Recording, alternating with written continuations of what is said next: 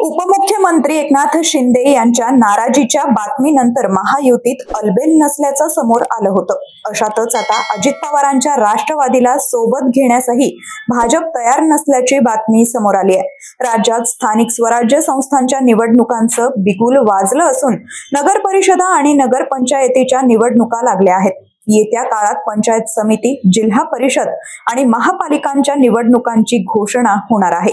याच पार्श्वभूमीवर सध्या प्रत्येक पक्षाकडून कार्यकर्त्यांची मोर्चे बांधणी सुरू आहे। स्थानिक पातळीवर कोणत्या पक्षासोबत युती आघाडी करता येईल याची देखील चाचपणी केली जाते। अजित पवारांच्या राष्ट्रवादीनेही आगामी निवडणुकांसाठी कंबर कसली आहे। महापालिका निवडणुकांसाठी अजित पवारांच्या पक्षाकडून निरीक्षक नेमले गेले आहेत। याच निरीक्षकांच्या यादीतील एक नाव भाजपला खटकल्यानं त्यांनी अजित पवारांच्या राष्ट्रवादी सोबत युती नको अशी मागणी केली आहे। आगामी मुंबई महापालिका निवडणुकीसाठी राष्ट्रवादी काँग्रेसनं नवाब मलिक यांची निरीक्षक म्हणून नेमणूक केली आहे। नवाब मलिकांच्या नावाला भाजपनं कडाडून विरोध केलाय। भाजपचे नेते आणि मंत्री आशिष शेलार यांनी मलिकांच्या नावावर तीव्र आक्षेप घेत मुंबई महापालिकेच्या निवडणुकीत महायुतीमध्ये राष्ट्रवादी नको अशीच भूमिका स्पष्ट केली आहे। आमची भूमिका ठाम आहे। नवाब मलिक यांच्याकडे नेतृत्व असलं तरी त्यांच्यावर गंभीर आरोप आहेत। आम्ही तडजोड करू शकत नाही। महायुतीमध्ये मुंबईत राष्ट्रवादी नको अशी आमची भूमिका आहे। त्याबद्दल आम्ही आमची भूमिका वरिष्ठांना सांगितली आहे। नवाब मलिकांसंदर्भात कोर्टानं निर्देश दिले आहेत, त्यामुळे आम्ही युती करू शकत नाही असं आशिष शेलारांनी म्हटलं आहे। भाजपच्या आक्रमक भूमिकेनंतर विरोधकांनीही महायुतीला आणि खास करून भाजपला खडे बोल सुनावलेत। नवाब मलिक यांच्या सोबत राष्ट्रवादीची युती होणार नाही असं आशिष शेलार यांची भूमिका मांडली। त्यांनी त्यांच्या भूमिकेवर पक्क राहावं। त्यांच्या सारख्या भूमिका बदलणाऱ्या पक्षाच्या आणि त्यांच्या नेत्याबद्दल काय बोलावं। देवेंद्र फडणवीसांनी जोपर्यंत वेगळा विदर्भ होणार नाही तोपर्यंत लग्न करणार नाही असंही म्हटलं होतं। त्याचं काय झालं ते आपण बघतोय। मला हे आश्चर्यही वाटतं, दुःखही वाटतं, कारण का अनेक वर्ष नवाबबाईंनी आणि आम्ही एकत्र काम केलेले आहेत। माझे कालही आणि आजही आणि उद्याही कौटुंबिक संबंध त्यांच्यावर कालही होते, आजही आहेत आणि उद्याही राहतील। नवाबबाईंनी काही केलं नाही, त्यांच्यावर खोटे नाटे आरोप झाले हे ते पहिल्या दिवसापासून सांगतायत। आणि त्यानंतर ज्या पद्धतीने आज तर त्यांचे मित्रपक्ष आहेत ना, ते मित्रपक्ष असताना मित्रपक्षावर तुम्हाला मित्रपक्ष म्हणून ते चालतात। जेव्हा पक्ष फोडले तेव्हा नवाबबाई यांना आमदार म्हणून चालले आणि आज जेव्हा संघटना मित्रपक्षाची संघटना वाढतीये तेव्हा नवाबबाईंवर हे आरोप करणं हे काही नैतिकता राहिली आहे का नाही। दरम्यान भाजपनं घेतलेल्या या भूमिकेवर राष्ट्रवादी अजित पवार गटाचे ज्येष्ठ नेते प्रफुल्ल पटेल यांनी कोण काय बोलतोय याकडे आम्ही लक्ष देत नाही। महायुतीमध्ये कुठलीही फूट नसून आमची महायुती भक्कम आहे असं विधान केलं आहे।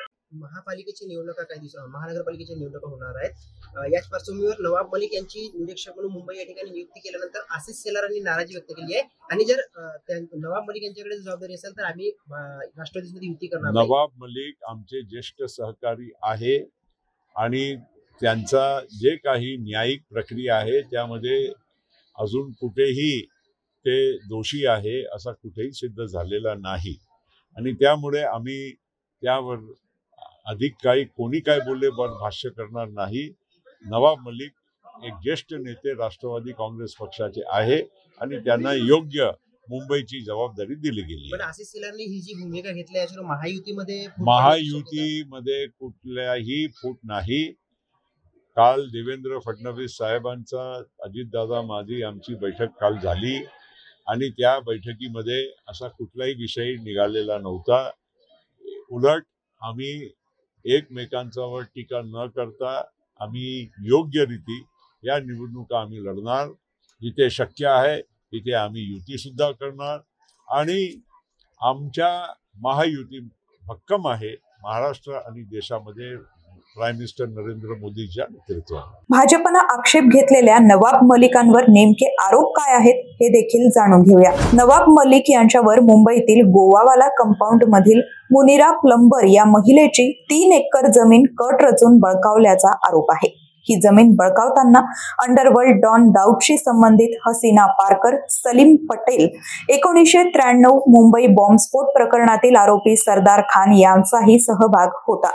मुनिरा प्लंबर या महिलेनं 1999 मध्ये सलीम पटेलच्या नावानं पॉवर ऑफ अटर्नी जारी केली होती. पटेलनं त्याचा दुरुपयोग करून गोवावाला कंपाऊंड मधील जमीन मलिक यांच्या कंपनीला विकल्याचा आरोप आहे.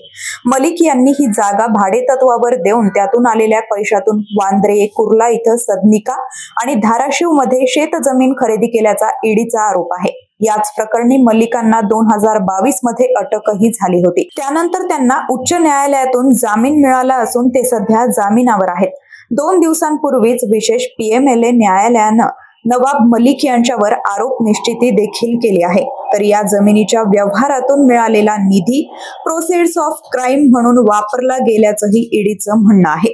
त्यामुळे इतके मोठे आरोप असलेल्या व्यक्तीला अजित पवारांनी स्टार प्रचारक आणि निरीक्षक म्हणून नेमल्यानं भाजपनं मुंबई महापालिका निवडणुकीत राष्ट्रवादी महायुतीत नकोच अशी भूमिका घेतली आहे.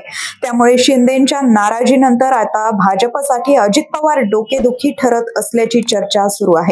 यावर तुम्हाला काय वाटतं हे आम्हाला कमेंट करून सांगा आणि माय महानगर लाईव्हला सबस्क्राईब करायलाही विसरू नका.